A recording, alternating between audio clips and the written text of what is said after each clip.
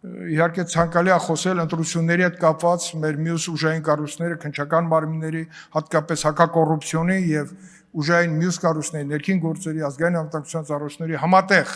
բացահայտումների մասին, որը կանխեց մի մեքենայի գոյություն, որի մասին մենք մոռացել էինք։ Իշխանությունները նախկինում դա ձևավորել էին եւ մեզ թվում էր 18-ին մենք ստեղծում ենք արդար ընտրությունների օրենսդրական հիմք եւ նպատակ եւ մեկ էլ պարզվեց դա նորից հիշեցին, նորից իրենց բլոկնոտներով հայտնվեցին հարյուրապետերը, հազարապետերը, դրանք կոչվում են տասովщикներ եւ նրանք այսպես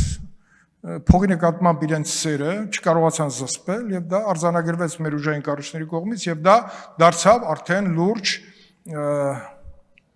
պետության կողմից ոչնչացնելու հստակ նպատակ պետք է լինի, որովհետև հաջորդիվ մեր էլի նպատակը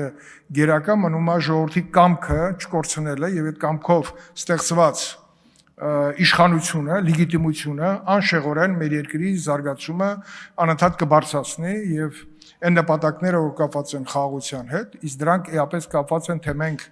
երկրի ներսում ոնց ենք վերաբերվում երկրում արդարությանը եւ այդ արդարությանը հասնելու համար ինչ խնդիրներ պետք է լուծենք։